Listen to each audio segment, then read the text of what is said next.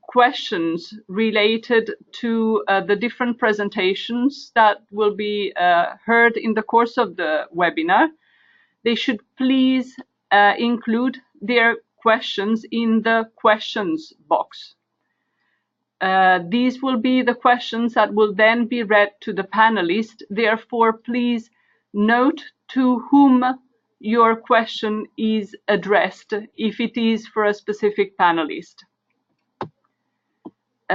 If you have other comments to the organizer that are not questions for the panelist, you should please include them in the chat box.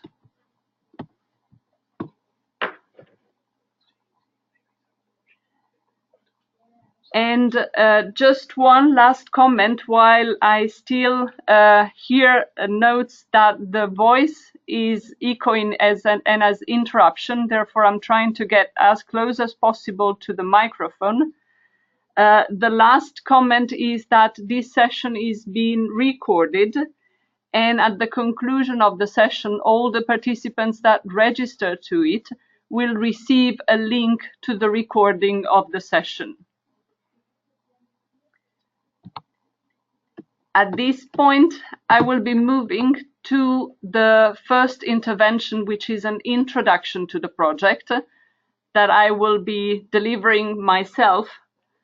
And the first point that I would want to make for all of us is to remind us how this specific project is being framed within the context of sustainable consumption and production, bridging in a whole system perspective both the production and the consumption dimension. And as you will see in this diagram, trying to connect all the different stages of the life cycle of a product, of a process, including the consumption aspects. In order to act with such type of systemic intervention, what is fundamental to consider is that minor adjustments and incremental improvements will not necessarily be able to ensure the transformation and the evolution that we would need to see materialize. In this context, it is fundamental to acknowledge that what has been materializing within the context of the eco-innovation project has rather been a push towards radical transformation, radical innovation that has enabled to use an approach that looked at the integral approach, at the integral system, at the integral life cycle, look at a global value chain perspective and look for solutions that are meaningful as an outcome of collaboration among different actors and different stakeholders in the value chain. Few additional slides, hoping that the audio is improving, to remind us what has been the context in which these projects and these activities have materialized, a context in which there is a growing demand for sustainable products and services within the market, a context within which there is a call for increased transparency in the context of global value chain, increased traceability of sustainability aspects, a context in which a lot of innovations have been spurring and have been led by startups and small enterprises, and acknowledging always that a lot of the economies in the countries in which we have operated have been, are strongly relying on the development and growth produced by small and medium-sized enterprises.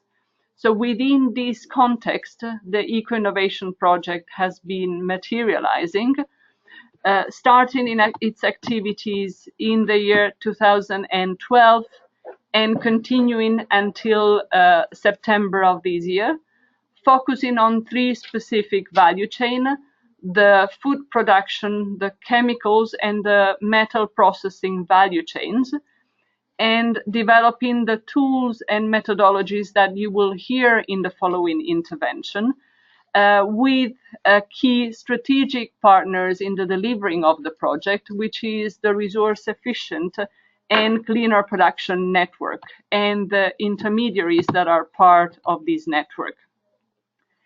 This slide of the project components should give a quick overview of the elements that you will hear being described in more details in the following presentation, looking at the business case for eco-innovation, a conducive and enabling policy context, technical support to enterprises, and global dissemination activities. You will also recognize in the following image the countries that have been involved in this project. For Latin America, Colombia and Peru. For the African region, Egypt, Uganda, Kenya, and South Africa. And in the Asian region, Malaysia, Sri Lanka, and Vietnam. And all of those countries have been working with a minimum of 5 and 6 or 6 enterprises and their value chains to promote the implementation on eco-innovation, and in a number of cases working at 2 levels, both with enterprises and within the policy context. So, concluding my initial intervention and overview of the project, I'm now giving the floor to the second intervention from the colleagues of the European Commission that will share with us their insight on why eco-innovation and how it contributes to the circular economy. The colleagues who will be intervening from the European Commission are Peter Czaga, a policy officer in the Director General for the Environment, whose work is focusing on coordinating eco-innovation activities and linking with the business community. As well, during this session, Thibault Portevin will be intervening. He is a policy officer in the Directorate General for the International Cooperation and Development of the European Commission, and is currently responsible for international cooperation on the green economy with third countries, which includes in particular the development of the Switch to Green initiatives.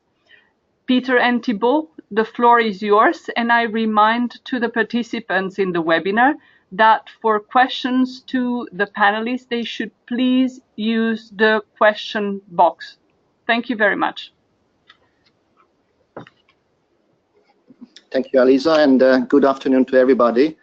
First, I just would like to say a big thank you for our UNEP colleagues, for Elisa, Helena, and Pablo for organizing this seminar and inviting the European Commission, and also thanks for the others for joining this session. So I have a few slides, and I would like to put forward a few thoughts about the way we see the connection between eco-innovation and the circular economy here in the European Union. My first slide, which I like to start with underlining and explaining the triple win that we always see in eco-innovation. And maybe the next slide, the first slide, yeah, this one. So this is the famous triple win. It applies to eco-innovation and the circular economy equally as it applies to eco-innovation and water and air quality of any other environmental policy area. We see that it is important for the environment, as we always say that innovation needs a problem, a challenge, and indeed here we have a challenge of the linear economy, the bad things that the linear economy is bringing to us in terms of climate change, in terms of biodiversity, in terms of negative effects on human health. So we need to change this pattern. We need to turn circular, and we need circular products, technologies, and services and business models. And that's why we need innovation to deliver, to enable this transition. The second one is, of course, the positive economic effects. We have the problem of resource dependency here in Europe and in most countries in the world. Obviously, resource dependency is something that is negative. Europe is importing 5 times as many raw materials as we are producing. This dependency causes problems because of price increases, because of problems with provisions of supply, price fluctuations. So the less resources we use, the more positive it is for our economies. And finally, obviously, there are the benefits for business. We are experiencing increasing demand for circular products, technologies, and services here in Europe, but in many other countries as well. These demands are driven by the governments, but also driven by consumers and also throughout the supply chain. So it is important to keep in our mind why we are pursuing eco-innovation in the area of circular economy. In my next slide, I just want to quickly to sketch out that although we are all very clear about the benefits, and still we often see that markets are not always conducive to eco-innovation adoption. And there are a number of barriers there, like the uncertainty of return of investment, the difficulties with financing, regulations and standards. So different actors, they need to do a lot to turn into a sustainable, circular and renewable instead of staying in the linear, fossil and unsustainable paradigm. Governments, they have the job to create level playing field with a number of instruments there, like taxes, subsidies, pricing externalities. Consumers, supply chain and the finance community, they need to change their approach, also thinking sustainable and circular. And finally, the issue of financing and funding is always important, always crucial. My next slide just puts down the 3 main issues that here in the European Commission we are working on related to eco-innovation and the circular economy. One of the biggest activities that we are doing relates to finance, not just public funding, not just grants, but also facilitating private financing and investment. We want to work for more green financing, circular financing, just as climate financing is already a well-developed area. Then we want to make sure that regulations are supportive of eco-innovation. So when we are creating waste regulation, eco-design regulation, labeling regulations, we want to make sure that they are actually pushing the producers for better, more circular products and services. Here, for example, targets are very important, like waste targets that are creating demand for innovative solutions. And finally, in the Commission, we are influencing national, regional, and local frameworks because we are just one layer of governance in Europe. In the next final slides, I just put down a few important things that that I think we should focus when we are talking about eco-innovation and the circular economy. The first one is product design, design for durability, repairability, and recyclability. And I can continue with a number of other things. So the first stage, the design stage of a life cycle as a product, is very important.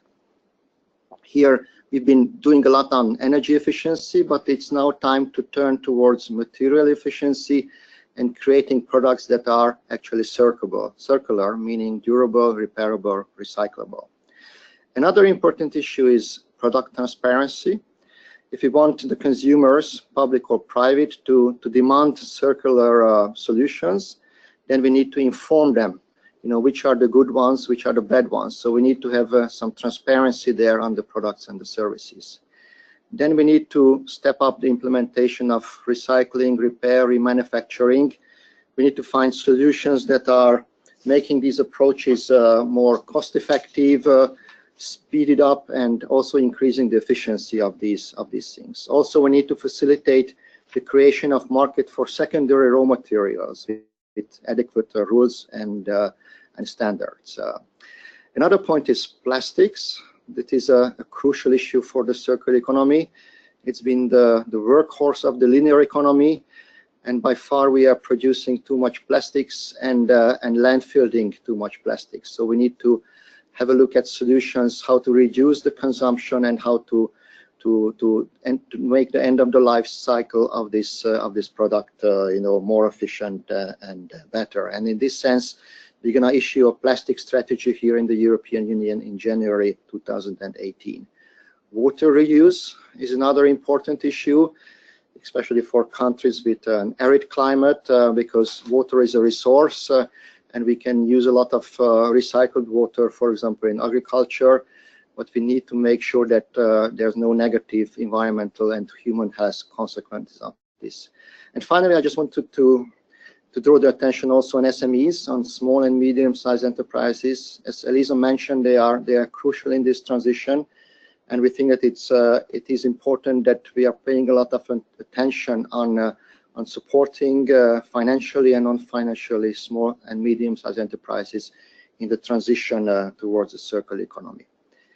These were my short interventions, and now I give the floor to Thibault, who will be addressing more the international perspective. Good afternoon, everyone.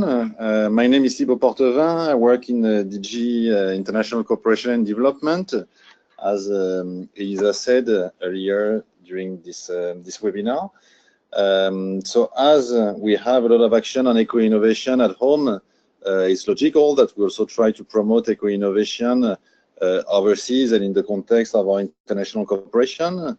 For example, through this program we have in partnership with UNEP, but also through other programs which are not necessarily focused on eco-innovation specifically, but which integrate and try to address the issue. So these are what my slides are about.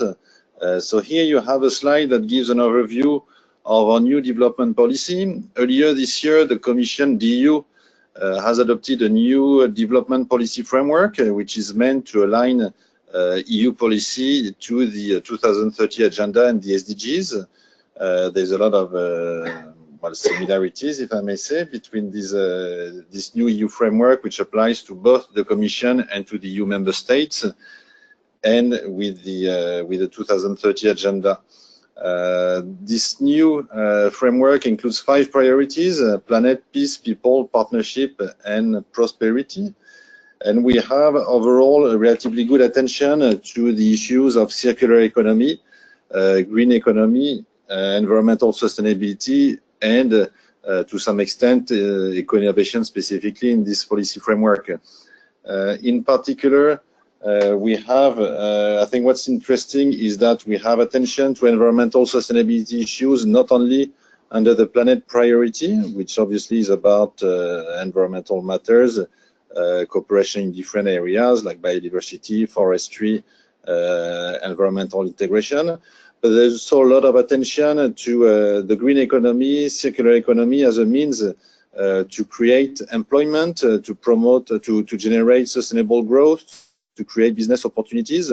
So we also have a lot of attention to these issues under the prosperity priority, and I think that's something which is, well, not entirely new, but which is an interesting evolution. It shows that in our policy, environment is not seen as a side issue, but something that contributes to some of our higher and most visible priorities, such as job creation and sustainable growth.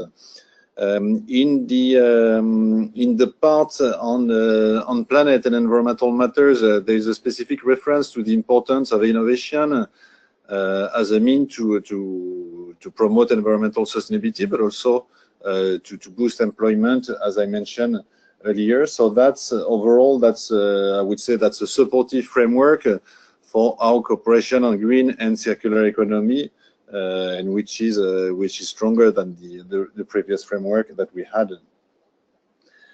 I would like to add that the point on the links between circular economy and economic growth is really essential for us, because while we design our programs in partnerships with stakeholders and with the governments in partner countries, and it's always important in our narrative to be able to show the business case, the economic importance of green practices, and not to promote them just for the sake of our environmental objectives, such as greenhouse gas emission reduction or the reduction of environmental degradation, but again, also for growth and business. And for example, I was reading before the webinar a few documents produced by the project, including, for example, the business case for innovation, and I think it includes some very interesting messages in this regard.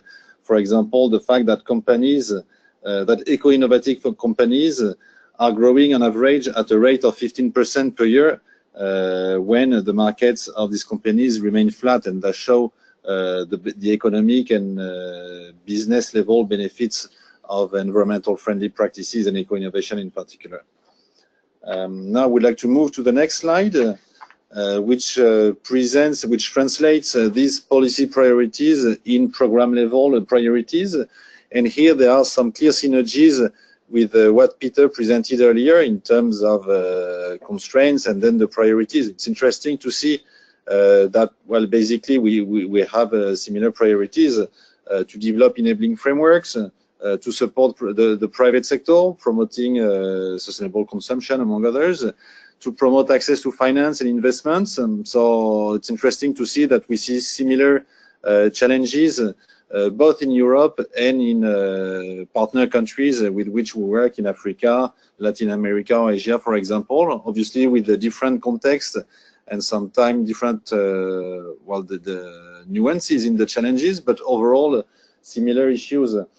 So when it comes to policy support, what we are trying on to do on green and circular economy is essentially to promote enabling frameworks, in particular to improve institutional coordination and stakeholder participation. We see in a lot of countries, and I think that's valid for the EU as well, some relevant policies on circular economy, for example, or circular economy related issues. However, the links and the coherence between these policies and other economic plans is not always entirely satisfying. So that's something we're encouraging our partners to work on, promoting stakeholder participation as well, to promote demand from consumers, from civil society, for example, for circular or green economy policies. Green economy policy, green business development, that's an important priority of our work. And in the next slide, which we'll see after, we'll mention some of the programs we implement in these areas. We work a lot with business development service providers, which can be, well, chambers of commerce, sector associations, SME federation, NGOs, different kind of actors, the cleaner production centers as well, to provide better services to SMEs, to individual companies, to promote the adoption of sustainable consumption and production practices. There's quite a lot, for example, in one of the programs we implement in the unit where I work, which is called Switch Africa Green. Recently we organized a call for proposal, and a lot of the practices that were encouraged for adoption by individual companies are also similar to what Peter mentioned about what we do in Europe. So it's about, for example, promoting improved design for sustainability and eco-innovation, sustainable consumption, so green public procurement, for example, consumer awareness raising, marketing of environmental friendly products, and so on. Practices contributing to improve resource efficiency, industrial symbiosis as well. So that's the kind of practices we encourage, as I said, essentially by providing financial support to business and intermediary organizations. And then access to finance and green investment, that's something we are promoting increasingly in EU cooperation. I think it's always been, it's been something that has been identified as one of the major challenges by the SMEs we work with. I think in many cases, capacity building and awareness raising, for example, on improved access to market for green products, on savings that can be generated as a result of more efficient production processes. This is already quite useful to encourage greener practices by the private sector. However, in many other cases, without access to finance, to credit, for example, it's difficult for these SMEs to adopt the greener practices, even if there is a clear business case and clear returns of investments to be made. So that's something which is which we encourage increasingly. in particular through partnership with development banks. There's a new instrument which we call the External Investment Plan, which is operational since September this year, which is quite a significant mechanism to facilitate the financing of different projects in different sectors, including circular economy projects. We see a lot of scope through this instrument to finance, to provide access to finance for businesses which have been involved in some of our programs in the past. So we're looking forward to implement this new component.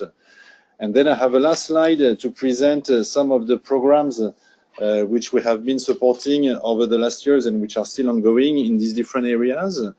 Some work on policy development, a lot of which is implemented through UN environment. So, for example, the Switch regional programs, which some of you probably know, which all include some policy development components in line with the priorities which I mentioned earlier. There's also the Partnership for Action on Green Economy page, which is implemented by UNEP in partnership with 4 other UN agencies.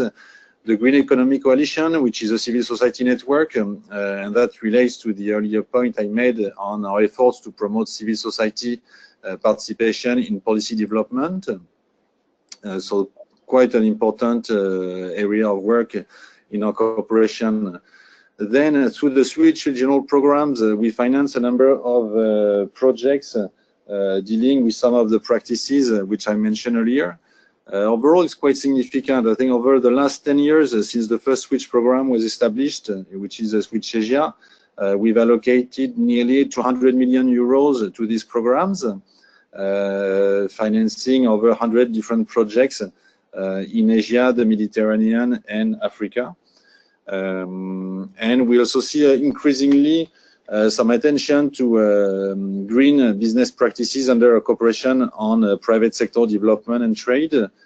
So that's also an interesting development.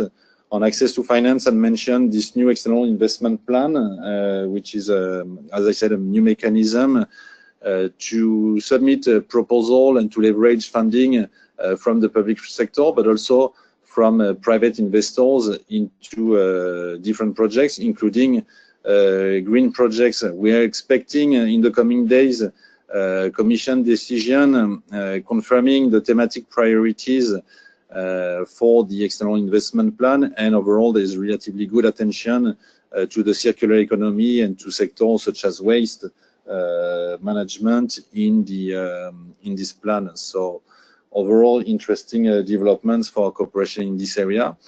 So that was just to give an overview of our international cooperation on the circular economy.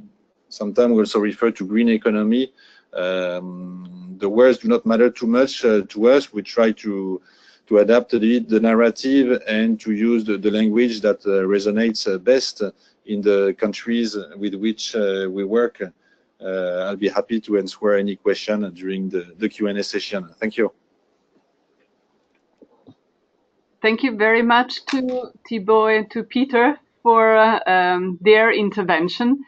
And we will now be moving to the third intervention of this webinar, which is an intervention that focuses on eco-innovation approach, the methodologies and the tools and the resources that have been developed within the context of the project.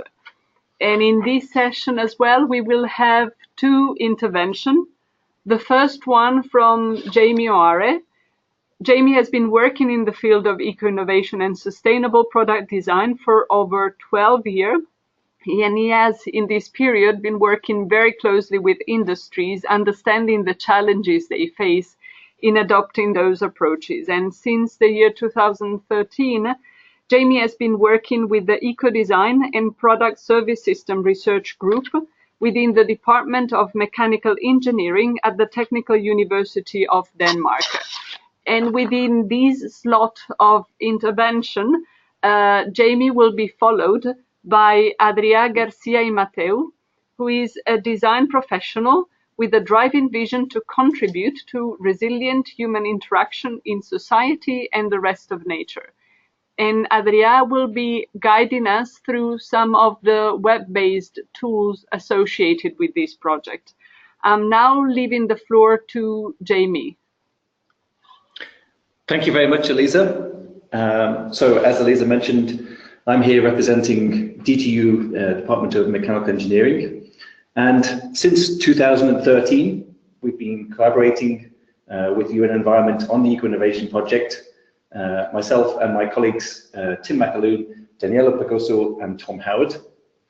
And so what I would like to do today is just give you a brief introduction to the eco-innovation methodology that has emerged from that collaboration. So if we can move on to the next slide, please. So here is the eco-innovation manual, and what we set out really to do was to enable companies to start the process of transforming the way that they do business to become more sustainable and more eco-innovative. The focus for this manual has been on supporting SMEs in developing and transitional economies. And our role at DTU has been supporting the development of that methodology, particularly aimed at service providers, working with clusters of companies or even whole value chains, and help them to introduce eco-innovation and help them to develop long-term plans for the companies they are working with to become more sustainable. So that's hopefully what we've developed within the eco-innovation manual. We've also been working with other organizations that have been part of the project to create a range of supporting materials. So during this part of the session, I'm going to talk a little bit about what eco-innovation is, the potential benefits of eco-innovation for your company and why eco-innovation is really important. I'll then look in more detail at the manual itself and the core methodology that's described in the manual. And then at that point, I'll hand over to Adria from Holon, who will describe a bit more about the supporting tools and the resources and how you can access those. In particular, the sector supplements for the metals, agriculture and chemical sectors, which were developed by our colleagues Sonia Bauer and Craig Hawthorne from ISPRO and Harris Honda of RISE. So thinking about eco-innovation overall, what is it about? Well, we tried to define some key principles of eco-innovation, and we've developed this kind of conceptual framework of what we think eco-innovation is. And the first key principle is that eco-innovation is a strategic approach. And what we mean by that is that we really need to embed sustainability in at the business strategy level and really get that as part of sustainability, as part of your business strategy and goals for the company, as well as those standard kind of economic goals that most companies have. Ultimately, we want to be getting sustainability part of the DNA of the company. And once we've done that, and we've embedded it at that strategic level, then as you can see in this model, the aim is that it filters down, trickles down into the business model and into the operations of the company, so that it becomes really a normal part of everything that the company does on a day-to-day basis. So the second key principle is that eco-innovation should adopt a life cycle approach. But what exactly do we mean by a life cycle approach? So a life cycle approach means thinking about the whole life cycle from the materials extraction, raw materials production, manufacture, distribution, use, all the way through to the end of life of the product. And by thinking about the whole life cycle of the product, it helps to ensure that we don't fall into the trap of subsystem optimization. That is, solving a problem in one part of the life cycle only to create new problems elsewhere. Now, a nice high-profile example of that would be something like hybrid vehicles, which in the early days were promoted for reducing fuel consumption during the use phase. But when we looked at the whole life cycle, we realized that a lot of those benefits in the use phase were offset really by increased burdens and impacts during raw materials production and manufacture because of the need for extra motors and large batteries. So that was a nice example, I think, of subsystem optimization and something that we want to avoid. But of course, one of the problems when trying to take a life cycle approach and taking all of this into account is that no one company has complete control over the entire life cycle of the product. And what this means is that in order to truly adopt the life cycle approach, you really need to start engaging with other stakeholders from across the value chain. And this might be your materials suppliers, the distribution companies that you work with, the retailer, and even the end user. So key principle number 3 is that eco-innovation should aim to influence and involve the entire value chain, as it is only by working together that you can begin to address the big sustainability challenges facing the value chain.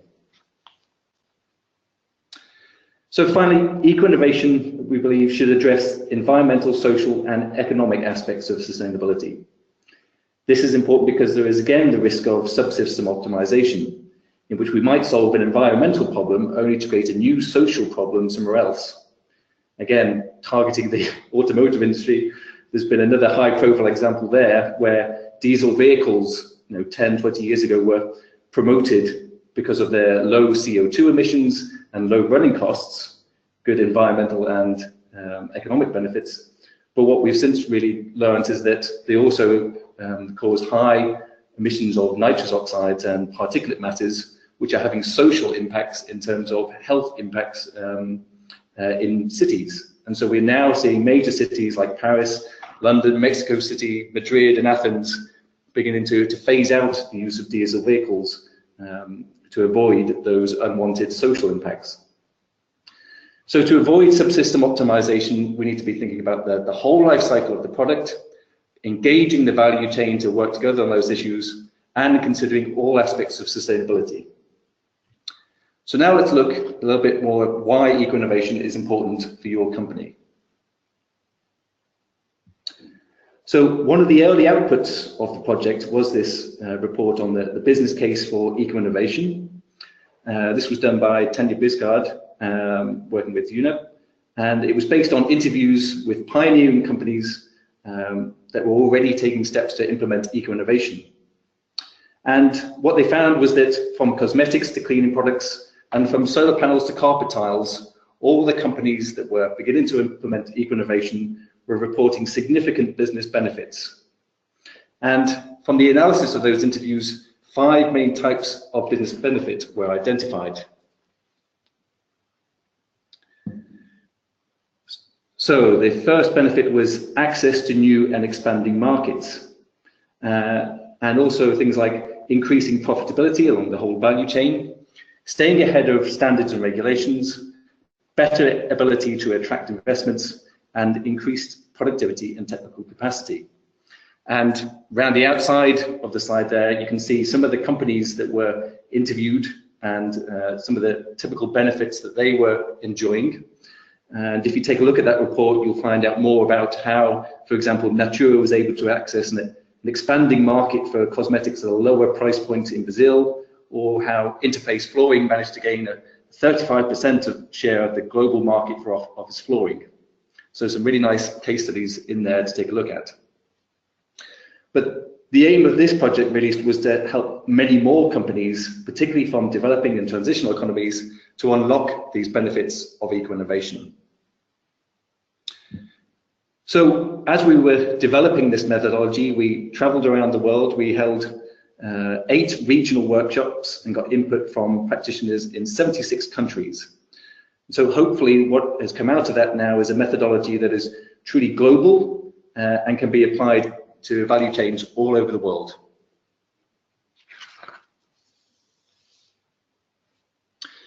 So this diagram represents the overall methodology and overview of that methodology that emerged from that consultation process. And it helps you to implement eco-innovation in a 6-phase process. And as I talk through this methodology, I'll be describing it really from the perspective of a service provider. I know, for example, that there have been a number of national cleaner production centres that have been involved in the development of this. but there are also people like industrial innovation support centers that are good candidates to adopt this approach and start using it with clusters of companies and value chains. But it can also be applied by individual companies, by the practitioners within those companies working by themselves. Starting at the top left of the diagram, the prepare phase is where you begin by really analyzing the types of value chain that exist in your country or region, thinking about the major sustainability challenges facing those value chains, and then using that information to define the types of market that you will target with your eco-innovation services are. It's then a matter of finding interesting ways to engage those companies, developing for them a vision of what a more sustainable future could be for the value chain, and explaining to them what the benefits that would be could be for them within this more sustainable future vision. As you progress through the process, you'll see that each phase really culminates in a major milestone. And for the prepare phase, that milestone is to make a pitch to the senior management team at one or more companies and get them formally engaged so that you can gain access to the company and really begin the implementation process. We then move on to the set strategy phase, and that starts with data gathering to get a nice understanding of how the company works today in terms of its current strategy, its business model, and an overview of the main operations it performs. From this, we can identify some sustainability hotspots, perform some standard kind of business analysis, such as a SWOT analysis, and then use this to develop a vision for a more sustainable future for the company, thinking about how this company can fit into the overall vision for the sustainable value chain that we described earlier. With this in mind, we can then begin to develop some strategic goals for the company and think about how the product services and markets for the company might need to change in order to fit with those vision and goals. The milestone for this phase is to review this new sustainability focused strategy with senior management and get approval to proceed to the next stage. So in the set business model phase, we dive into the detail of the company's operations to start gathering hard data on how the company works and begin to identify operational strengths and weaknesses. The insights from this analysis help to feed the business model innovation process. And the business model phase is particularly important as it provides the link between the new strategy and what the company actually does in the day-to-day terms in terms of its operations. I'm still on the previous slide. If you pass back one, that's it, thank you. So having developed some business model options, evaluated those and selected one to proceed with, we then go on to the build roadmap phase. And this guides us through the process of developing a long-term plan, which we can then break down into a series of manageable projects that will help bridge the gap between what we want to be doing today and where we want to be in the future. Implement, as the name suggests, is when we start to implement the first project from our roadmap. We have to create a detailed project plan and then support the company to deliver on that plan. Finally, the review phase is where we evaluate the success of the project, but also think about what we have learned in the meantime and use that information to update the roadmap or the business model as necessary. So when looking through the manual, you'll see that each phase is broken down into a number of steps and activities. Activities are really the core of the methodology. There are 54 activities in total, and each one describes a task that needs to be completed by the service provider, often with the input from the company or other stakeholders. So let's have a look at one of those activities from the set business model phase in a bit more detail. So this is a page from the manual. Each activity has this type of cover page that briefly describes what the aim of the activity is, how simple or complex it is, the results from earlier activities that you will need as inputs to this activity, and the expected outputs. As you go through the manual, you'll then see that for each activity there are detailed instructions on how to complete the activity, normally a template for you to fill in, along with tips and tricks and lots of background information to help you. So in this particular activity, we're trying to generate new business model ideas based on the eco-innovation strategy that we've been set in previous phase, along with any further analysis that has been done in terms of operational strengths and weaknesses, market opportunities, and sustainability hotspots. And this is where eco-innovation can really support the implementation of the circular economy through the adoption of circular business models. And in the manual, you'll see that there are a number of interesting case studies of circular business models that have been implemented to provide you inspiration for how your company could also adopt a more circular approach. So the output of this activity would be some preliminary ideas of new business models. And as I said, then the next activities take you through the process of developing one or more other alternative ideas and then reviewing those in terms of the potential benefits for the company, the potential costs and risks. And from that, working with the senior management team to select one business model option to take forward for further development. So having zoomed into the detail of one activity, let's now zoom out again to that process overview. And just a few final notes about the methodology. First of all, it's up to you really how to apply it. So within each phase, the steps explain what needs to be done, and the activities suggest a practical way for how to do that. But if you have a better way to do it, then please use that, your own approach, where it's more appropriate. And in particular, you may find that in order to adapt the methodology, you need to make some changes so that it fits better with your local business culture and ways of working in your region. It's also worth noting that the approach shown is deliberately shown in a loop because it's an ongoing process with a long time horizon. And as I mentioned, one of the key outputs is a roadmap of manageable projects.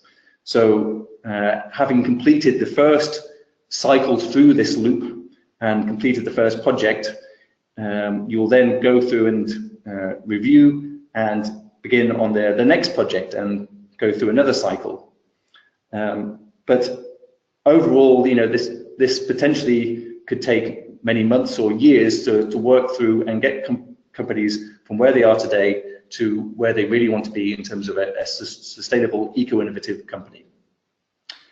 And finally, really, if you are a service provider, this, I think, is beneficial because it helps you to build those types of long-term engagements with clients, which can be very profitable both for you as a service provider and for the company working together to build a more sustainable value chain. So at this point, I'll pass over to Adria.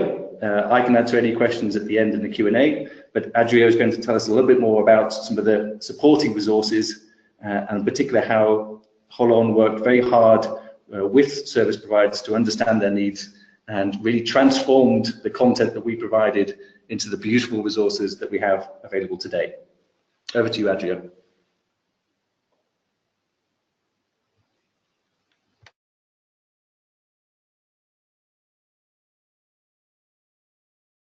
Hello. Yes. So thank you, Jamie. Yeah. Basically, again, that's why I wanted to put a picture of people here, because all these at the end, all these efforts that come from the European Commission, from UNEP, at the end of the day, it's people doing things in their everyday life at work.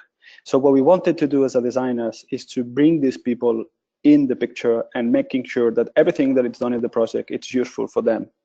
So again, we are from a design collective that it's helping organizations leading the transition to sustainability. And we were for 2 years working 3 people in our team, myself, Adria, Marcel, and Enrique. And what we've been strictly doing is to always mirroring how is people going to use this. So maybe we can go to the next slide. And the way in which we started, it was because more or less at 1/3 of the project, we were brought in by understand with the early drafts how people was actually using. And we did this user research to understand how service providers were actually implementing the early drafts. And what we saw was several things. The first is that no matter what the methodology says, the client is king. So business always first, and they will always adapt to the needs of the client. So the methodology should always be flexible enough to fit any context and somehow adaptation that the client might need. We also saw that for SMEs and service providers, which for many of them, there were people with an engineer background, it was a really stretch to go into eco-innovation. It was not just learning about sustainability applied to business, but also about learning about eco-innovation. So we needed to make sure that this was done in a, let's say, layman and easy way to interact. Also, it had the, what we saw from the service providers, there was this feeling of like, oh no, another toolkit. So that especially resources are, there's plenty of them and everyone has its own, let's say, toolbox to apply things. So what we need to understand when we're doing this thing is that to create something that is useful, but that is going to be combined in the everyday life of somebody at work that's going to be using your methodology, but probably many other things. So we needed to create something that can intervene between this plurality of resources available for these people at work. We also saw that whatever we were saying or giving as a tip, it needed context, it needed examples, it needed things that bring it to the everyday life. Of course, as I said, it needed to be simple and let people, let's say, navigate through the level of complexity. So give people simple things at the beginning and let them, based on interest, go in deep and far more complex stuff. Of course, we also saw that service providers were beyond bringing sustainability as a driver for business. With this innovation process, they were also bringing a lot of proficiency in the way of running business and in doing innovation. So that was something that we should also encourage and tap in.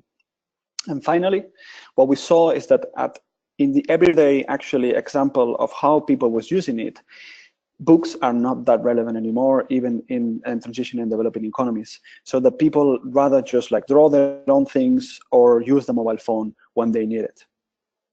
So what do we do with these things? So in the next slide, what is shown is basically an example of how the eco-innovation process was organized, so to make sure that people will make a good use of it.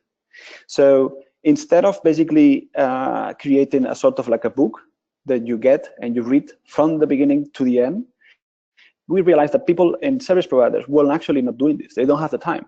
So what they rather need, it's let's say, guidance on key activities in which, let's say, they might find support. So let's say I have a problem, I have this challenge. Basically, what do I have for me to support this? So that's why we organize all the content created in activities. And each activity, as you could see, it was organized by, let's say, a practical example of how to go about it. We also then materialized these guidelines in a template, which is a visual clue of what do you need to do at hand. Then we also included some learning case studies and tips and tricks of what actually it means to do in practice, and some background information in case people wanted to go much further. So in the following slide, you will see just quickly visually how it looks in the manual. You have the cover, as Jamie mentioned, it's an overview. That's also what we realize, that people, when they actually in need of something, they cannot spend half an hour or an hour in figuring it out if this thing that you're proposing to them, it's helpful or not. So they need in 1 minute to realize if that's what you're offering, it makes sense. So that's why in the cover, they have everything they need to do to assess if that support is what they need. Then in the next slide, we will see of the how to go about it and also the template. So we were offering a small representation of the template. How does it look like? The general ideas that you need to be caring about. So any task at hand, you would always be looking at different domains of attention. In this case, for the lifecycle inventory will be emissions, key activities and outputs, the inputs, the lifecycle process, and then the activities that you leave out of scope. And together with it, we provided an example so that people actually see, okay, that's what they actually mean by this thing and that thing, so that people will get always the content in context. And in the next slide, you will see the actual tips and tricks, which is a section that we purposely made for people that might be even a bit more experienced, and they just want the on-the-ground tips. What do somebody that it's actually had experience doing this before will give me as a tip of, like, you know, pay attention to this, pay attention to that. So basically we capture this knowledge into these boxes of tips and tricks. And then, as I said before, if people need more information, you know, information today, it's online, it's everywhere. So we need to somehow just give some clues so people can follow their own path. Here you can see an example of the templates. Adriana, it's an empty template with design. Here? Yes. Sorry, we're running a little bit short of time, and I'm wondering whether we can go a bit fast through the next slide. Sure. Yes. So you can see actually here the template, and maybe if we go to the next slide, just to sum up this, the structure, as Jamie said, you can see the general way that things are being organized. So the eco-innovation process, which is the main process of the manual. Then you have the contextual based on sectors like agri-food, chemicals, and metals, and then you have the templates. And to be able to make it use of this, in the next slide, you will see that we also created a website that you can find in unept.ecoinnovation.org, that it basically makes all the content even much more easy to access and available online and wherever on the go. So in the next slide, you will see, for instance, we have created a video that will help you pitch your activities to companies. Here, for instance, yes, it's the one that you could see now. In the next slide, you could see the activities, which is basically whenever you are, as we said before, you are in a rush, you have a need. So I need support on this thing. I can look quickly to it. In the next slide, you could see a collection of success stories. So based on these 4 years of countries actually applying the methodology, many results have come. So you can go and browse and get the examples of how they did it. And then finally, on the next slide, you will see that we also set up some videos and some general resources to help you to learn and deep dive and how to use the manual, or on really critical activities that we identified that might need some extra support. So that's it. I'm going to be also available for questions. Thank you so much. Thank you very much, Adria, and thank you, Jamie, for your very detailed overview of the methodologies and the tools that have been developed in the course of the project. I would like to remind to all of those who are connected to the webinar that to ask questions to the panelists, they should please use the questions box and type their question there, specifically indicating to whom they would want to address the question. And we're now moving to the last segment of 2 interventions during the webinars that will focus on the implementation of eco-innovation on the ground. The first experience that will be shared with you is the experience in Vietnam. Long, who is Senior Expert on Sustainable Product Innovation and Green Production and Director of the Center for Creativity and Sustainability, will share with us the experience of applying eco-innovation in companies that he has developed in the context of the project. Long, the floor is yours.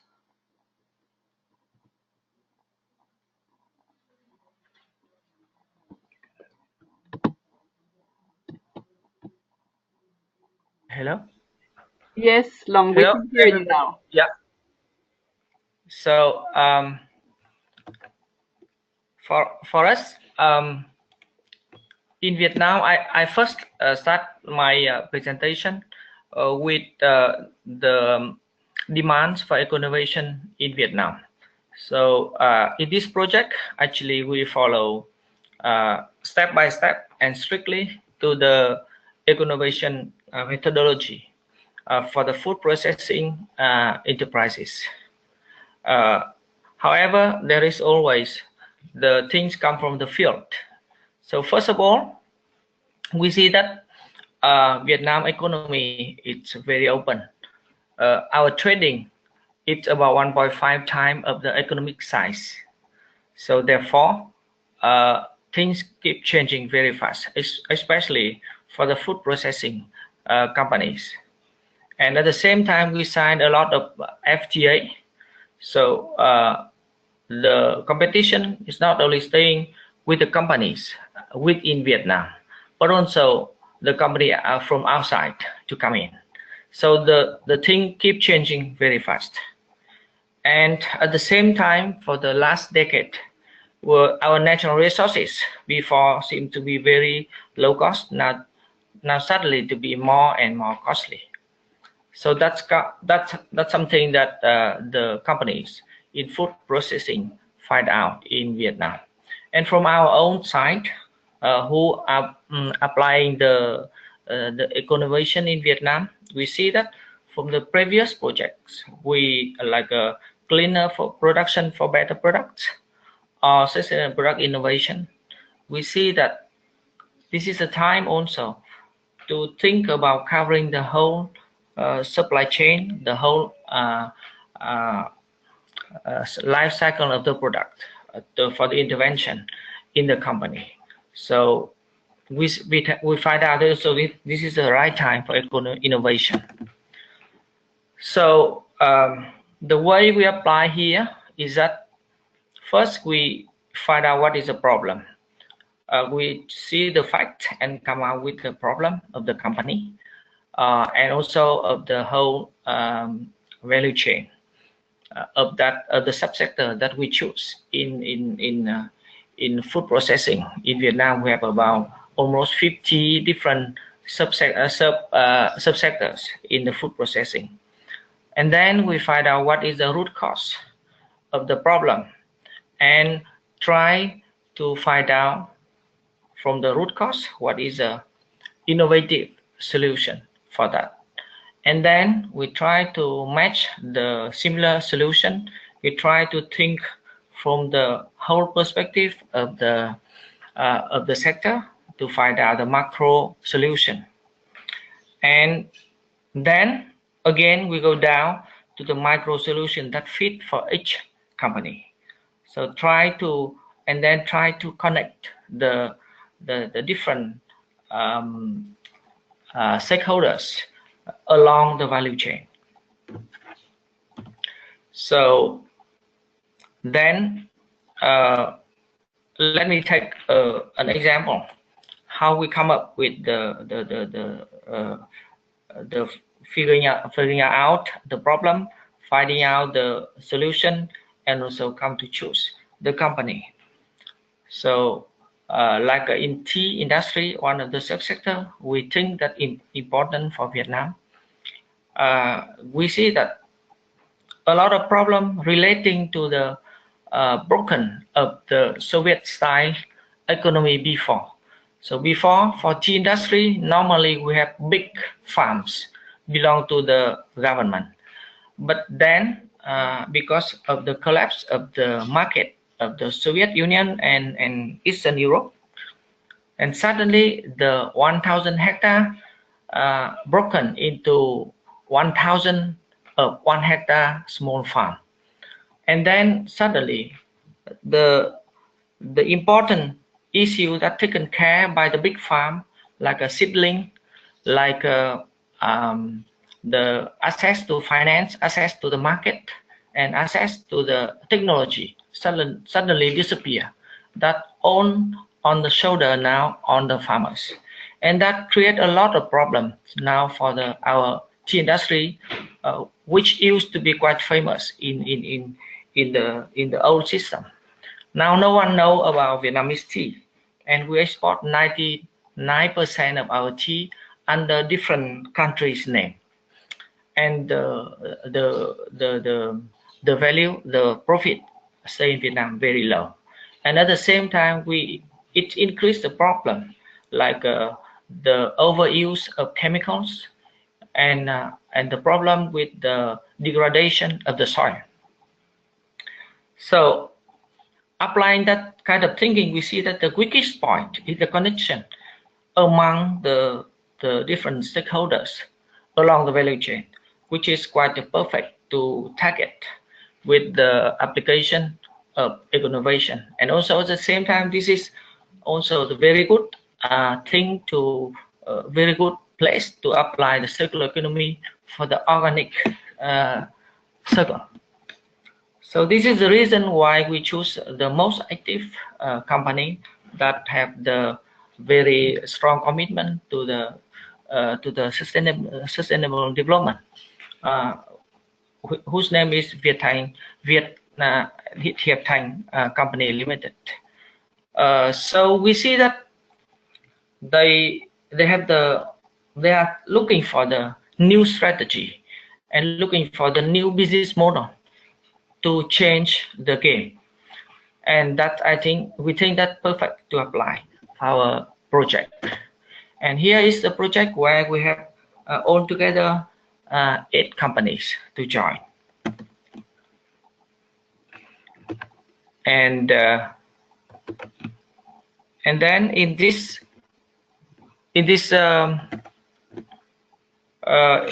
first, with the activities that we apply in this project, first we think most importantly we need the right people to do the job with us in the company.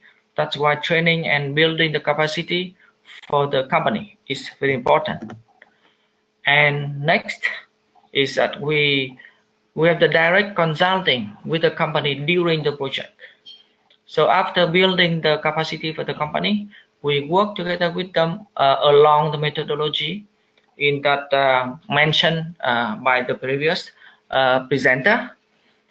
And after the project, we still have the online support for the company to help them to build to apply the new business model for the time beyond the project. And then also the additional support seem also to be important, like financial support for the green movement or technology transfer or specializing management solution for them. And also we see that this is also good thing to apply the policy component together with the application of innovation for the companies. So it's the exchange of the 2 different approach, top down and bottom up, in the project framework with the involvement of the local government. It's one thing we think it's important. And also the rest of the awareness and the performance of taking advantage and support policy from the SMEs and also even micro companies. And raise the enterprise's voice. We mean that SME's voice. Also contribute finding and recommendation for the policy relating the sustainable production. So I just take one example for Hiệp Thành Limited company. Like we said before, the tea industry, they have the revenue of $6.5 million US, and their strategy that applied before joining our project is to consolidate the company position as the biggest highland tea producer in Vietnam. And what they do is to buy the raw tea leaves, do the processing, do the packaging, and then sell it, export it to the market. So the new strategy is that as I mentioned before, we see that the weakest point of tea industry in Vietnam is the connection among the stakeholders. So they want to have the new business strategy that target both sides, their customers right now and also the new customer. So this is the two different strategy: new business strategy, the new to customer strategy, that to diversify the product with the more sophisticated processed cheap product to export, and then also they turn their supplier into their customers by providing the new value-added services like access to technology, technical transfer, access to also support them to access to the export, and they can export by themselves, and also to help gathering the small farmers and farms to be the bigger producer, and then to support them with the seedling, with the herbicide, which can be follow the regulation of the import market, and so on.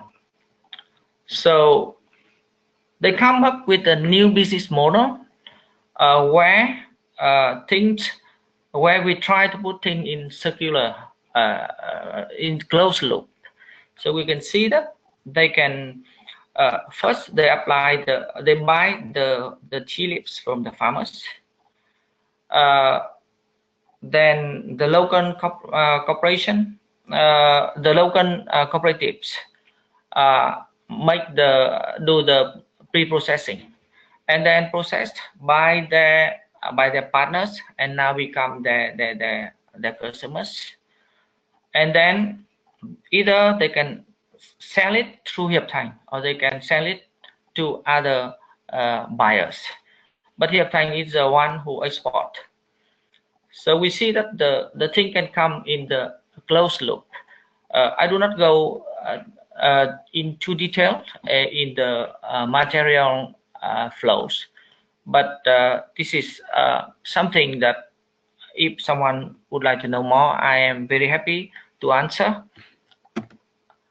And you can see in the picture there is one of the example of the technology that transfer to the company. This is called the biomass gasification. It produces thermal energy instead of using coal, but at the same time it produces biochar that can be used as a fertilizer also for the farmer. So that's at the same time reduce the cost and also help to save the environment. So I would like to skip the other lesson, the other case studies, and I would like to go straight to my last slide, the lesson learned. So we see that we need the close relationship with the local government to engage the government to build the business ecosystem with the company operates. Why? Because in Vietnam, the local government have a strong driver to support their local companies. So if one company is successful, they are very happy to upscale that one, because then they can absorb the support, the financial support from the central government. But it's important that this is, if one company want to change, they might need the partners around to support the change. So this is the ecosystem need to be built, or the product service system need to be built. The next thing is that we should build the project of ecosystem like a top-down approach, but together with the bottom-up and technical-oriented projects. The issue is that this helped the company that joined the project to easier getting to the finance access or extra support from the government or from the ministry. And clustering in the project. So in one location, we can also build, not only cover the whole value chain of one sector, we can create the link among the different sectors along the value chain of the same location. Like in Hiệp Thành case, the fuel now come from the farmer who has the rice husk instead of using coal, and also the biochar that coming out can also be sold to other people like a local trader. And also the another important thing is that here, applying eco-innovation, we talk about the business strategy. So we need to do it in long term, 3 years or 5 years. But company, they are not that patient. So we need to have some low hanging fruit that can show them the kind of very quick impact. Then we can keep them to be interested and convinced in the short time. So thank you very much. I finished my presentation. Hopefully you can hear me well.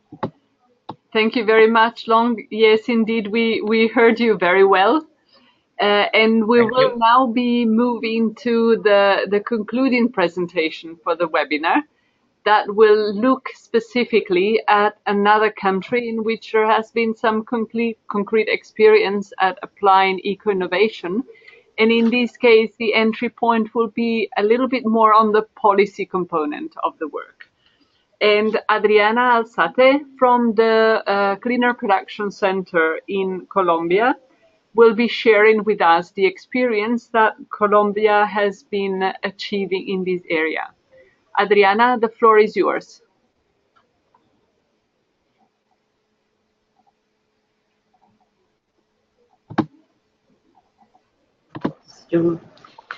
Thank you, Elisa. Hello, everybody. I'm going to talk about the general methodology and the main results for the policy component of Project for Eco-Innovation in Colombia. Next, please. The Eco-Innovation project in Colombia has two components, pilot and policy component. The objective for the policy component was to design a roadmap for integrating eco-innovation into national public policies. Next. In order to support the national focal point, and as a part of the project, a steering committee and a technical group were created. The steering committee was conformed by Ministry of Trade, Industry and Tourism, the Ministry of Environment, and the NCPC like technical support. Next. For the technical group, many representatives of different organizations were involved, like the Ministry of Trade, Industry and Tourism, the Ministry of Environment, the National Program for Productive Transformation, an Environmental Business Corporation, a Chamber of Commerce, 3 universities, a productive corporation, the NCPC, and an environmental authority. These organizations played a fundamental role in the development of this project, with a special emphasis in formulating recommendations for the roadmap. Next, please. One of the activities was to identify and analyze the context, the context of Colombian industry and the state of art of innovation in Colombia, and we found that there is a great potential for incorporating elements that can encourage specific eco-innovation activities in relation to new goods and services or the improvement existing ones. These results highlight the importance of scaling upon key actors and stakeholders for achieving direct changes in national industry in terms of technological developments and innovation. Colombia has the National Science, Technology and Innovation System, depending on the Presidency of the Republic and leading by the Administrative Department for Science, Technology and Innovation, Ciencias. And there is a Science, Technology and Innovation Fund, and this fund is not depending of Ciencias, and its resources are distributed between all geographic departments of the basis of indicator to and meet basic needs, population, and unemployment. Next, please.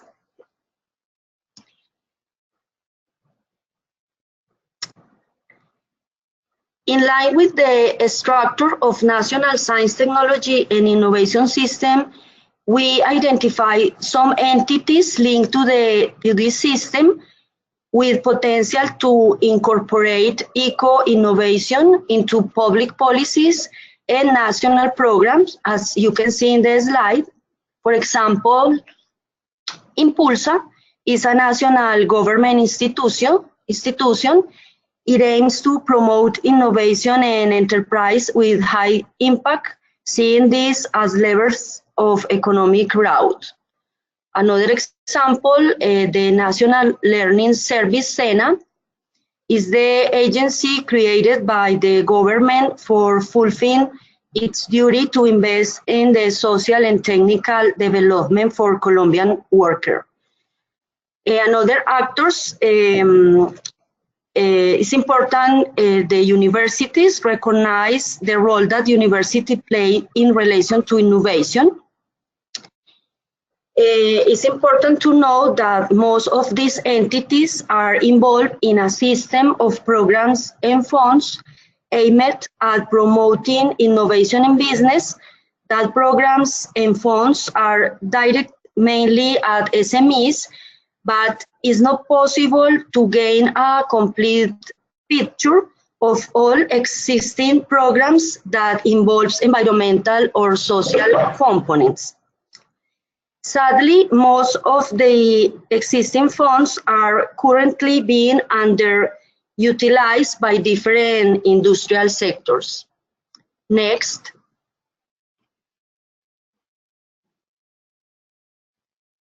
In order to identify the necessary political and technical condition for integrating eco-innovation in the country, we made a revision of the guidelines for public policies, regulations and plans, considering green ground and sustainable production and consumption, innovation, enterprise and incentive associated with innovation.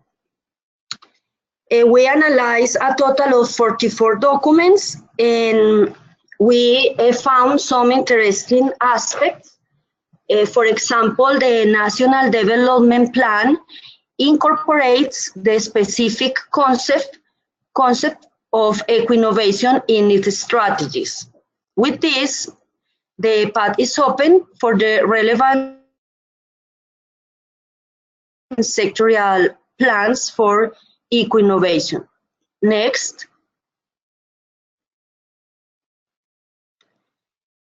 In order to give recommendation and roadmap for the integration and strengthening of eco-innovation in public policies, we made a SWOT analysis to identify barriers and opportunities associated with eco-innovation. Next. The analysis was carried out in meetings with the steering committee and the technical group, as well as through interviews with key stakeholders and consultation of information in local, regional, and national levels agencies. Next. With that analysis, it's clear that the key actors and stakeholders for roadmap are consumer, business, technical advisor, government, and universities.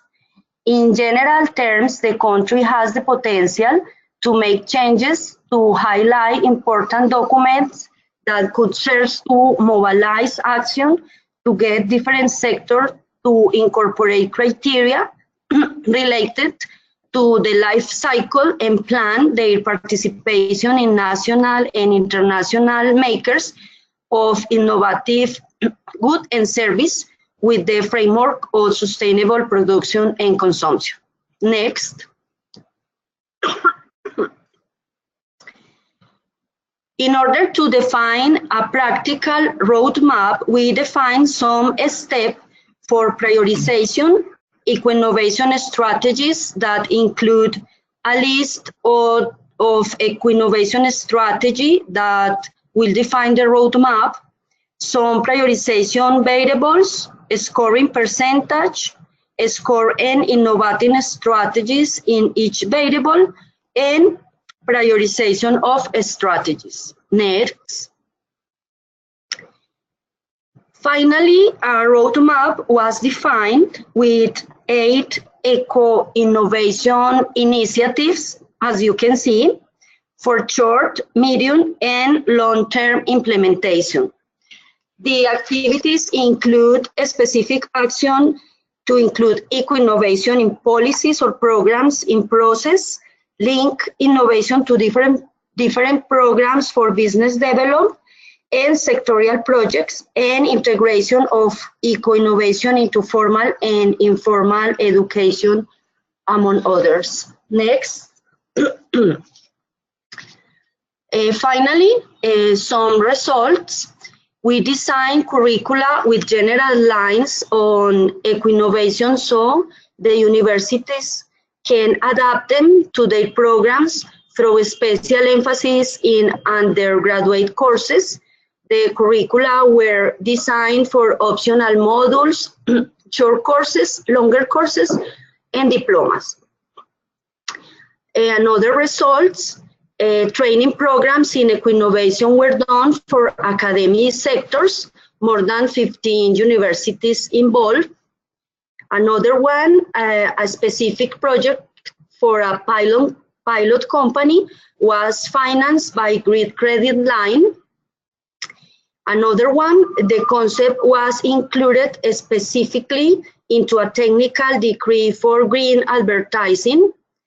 And the last one, academic sector involved in the pilot project in the process of identifying business opportunities with emphasis in eco-design for products, packaging, and companies' image, like creative workshops. Thank you very much.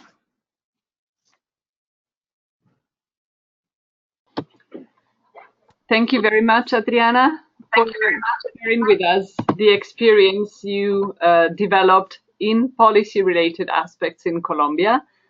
And prior to opening the floor for questions, and we have already received a couple of questions in the questions box, let me just link back to some of the points that were raised in the course of the interventions, reminding us the importance of working in cooperation, strengthening partnership, especially along value chains.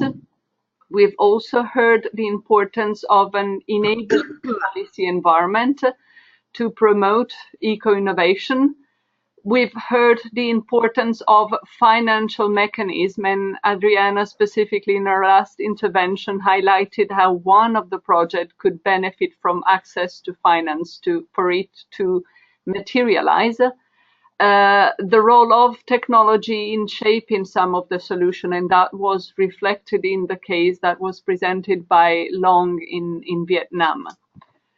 And I'm recalling again for everybody the website to get access to all the documents and the materials, methodologies and tools that have been developed in the context of this project. So I'm going to read a couple of questions. I'm going to summarize them because one of them is particularly long. But it specifically looks into getting an understanding of what has been the impact, the results and the benefits that are achieved by adopting eco-innovation. And I want to explore whether Long could share with us some of the results he achieved while supporting companies in Vietnam. And later I will explore whether Peter would have any insight to share on experience that has been obtained in the context of European countries. Long, would you be able to share with us any figure of impact you have achieved while working with companies?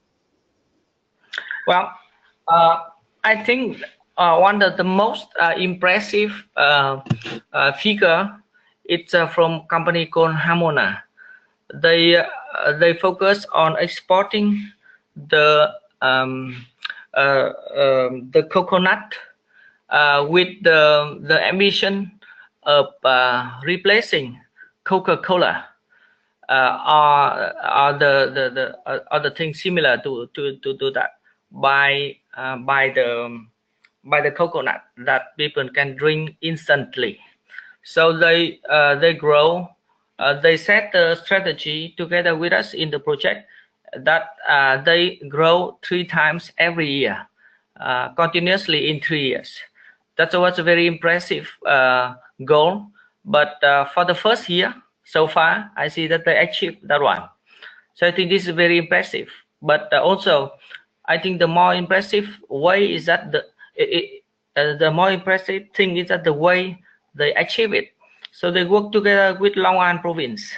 So they have the support from the local government to work together with the people who already have the cocoa tree, but they do not see the commercial value of that in the context of the climate change in the Mekong Delta.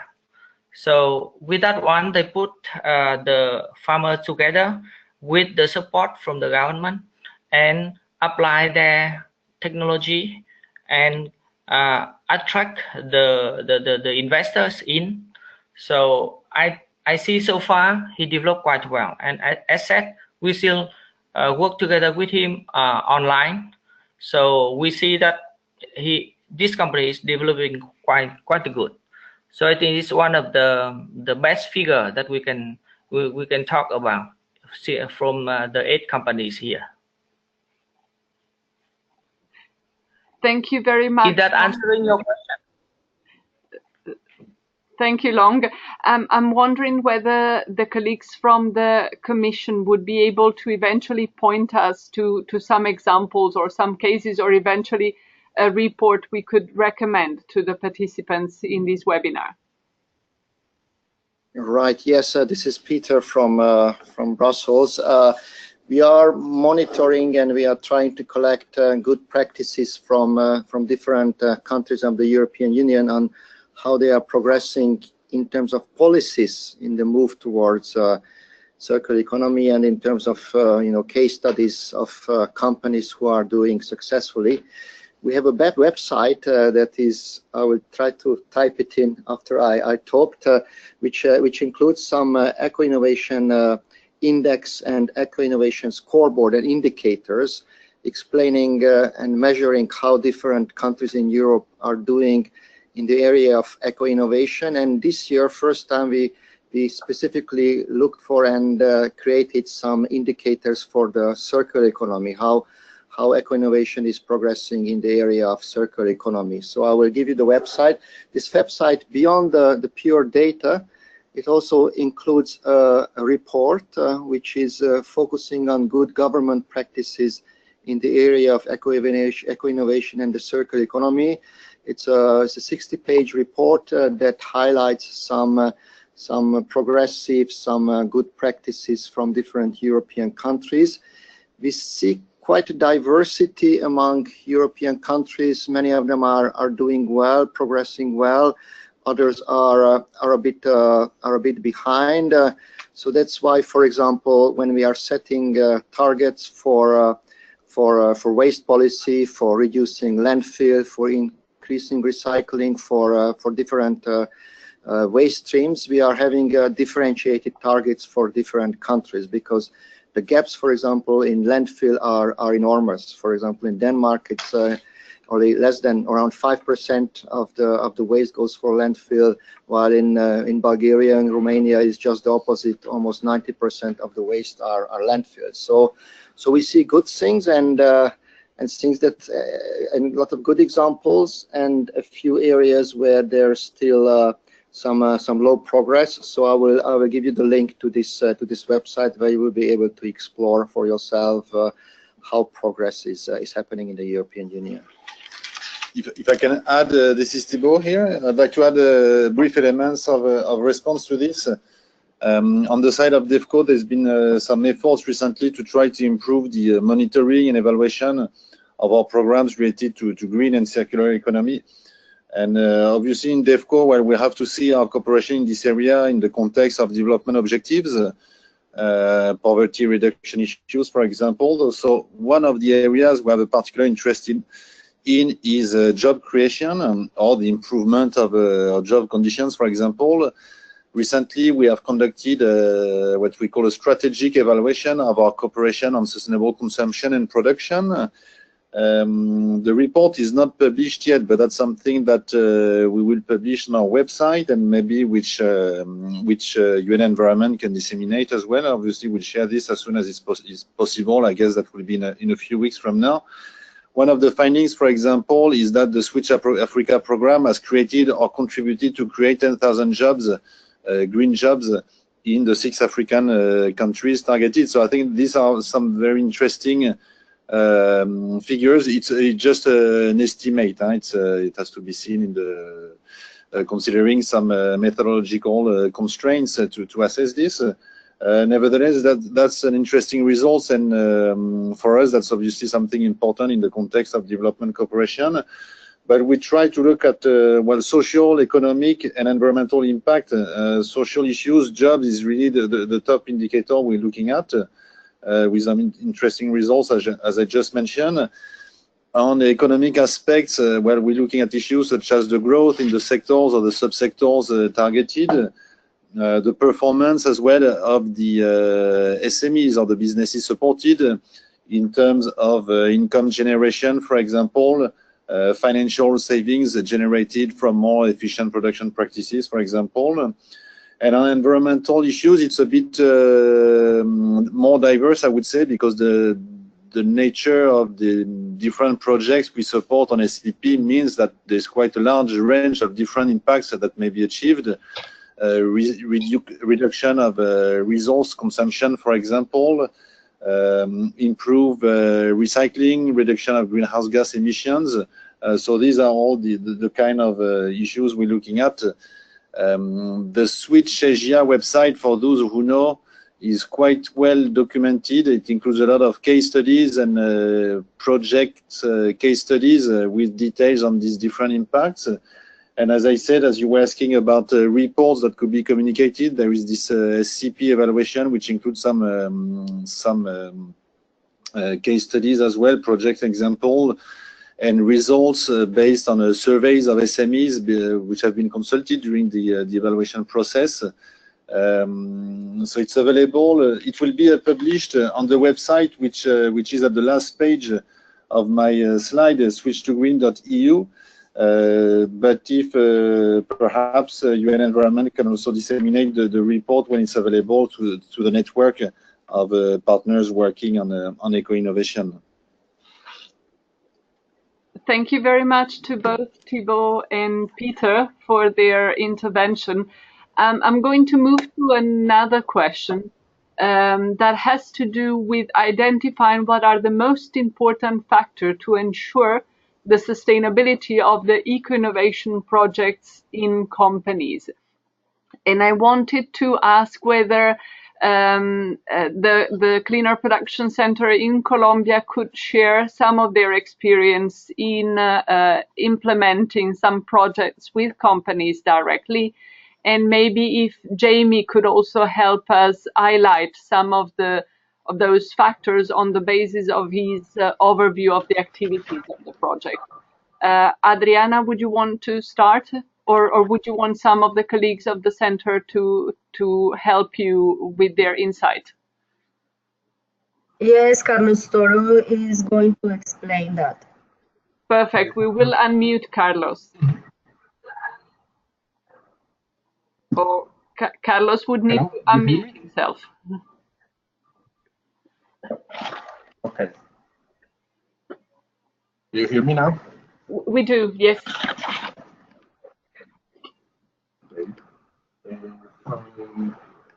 Experience of Carlos, you need to come closer to the microphone.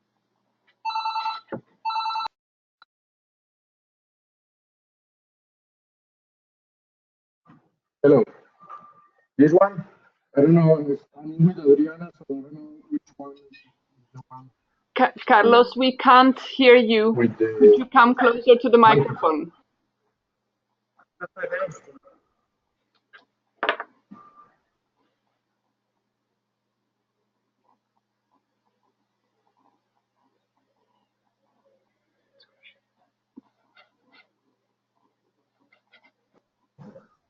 Hello? Yes, Carlos. Okay, do you hear me now? Yes.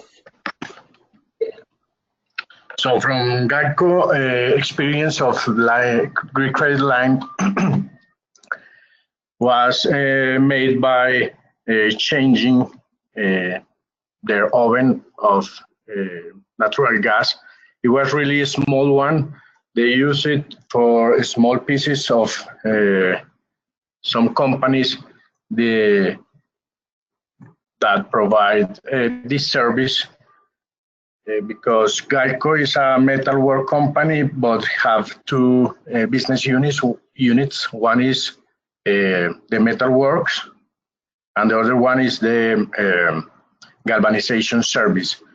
It's a service oriented, so they provide this service to other metalwork companies, and they see they have a opportunity to find new markets on big structures, but they need to increase the size of the galvanization oven. So they ask us for the Greek credit line to improve this oven. The main goals they have to reach was they reduce considerably the consumption of natural gas in terms of production. So that was the main topic they achieved in this implementation of the green credit line. They also use another business model that was from the chloride acid, but they don't use the green credit line in this issue. Thank you very much, Carlos, for helping us see the role of finance in promoting eco-innovation projects. Jamie, would you want to comment from your standpoint which are the important factors for eco-innovation project sustainability? So I think one of the things that's really important to maintain the sustainability of eco-innovation implementation activities is getting the whole workforce on board, because it's okay for a service provider to work with a senior management team and convince them of the long-term business benefits of implementing eco-innovation, but at the end of the day, it's the employees on the ground who will have to implement that. And what I've seen in my experience is that people can be quite skeptical about the true intentions of a company when this is something new to the company. I think workers have had that experience as consumers in their day-to-day life of greenwash, seeing companies pretending to be green and focusing on certain nice aspects of what they're doing and maybe overlooking certain other aspects. And so they bring that mindset sometimes into the workplace. And when they hear, oh, we're going to be launching new green products, they have a certain amount of skepticism about that. So I think it's important right from the start to involve the workforce and make it clear that this is a long-term, new strategic direction for the company. Get them involved, get their concerns and queries addressed, get their ideas and input so they get really engaged in the process as well, and make sure they're really on board because they are the ones that are going to have to implement it in the long term. Thank you very much, Jamie, for adding a further perspective to in the reply to this question. I would now want to thank really all the panelists and all the participants for their participation and contribution to this webinar. As indicated at the beginning, this session has been recorded and all participants will receive a link to the registration of this webinar session. As well, we will make sure that you will receive all the documents, links and presentations we refer to in the course of our intervention. Again, thanks to everybody for your participation to the webinar, and I wish you all a good continuation of the day. Thank you.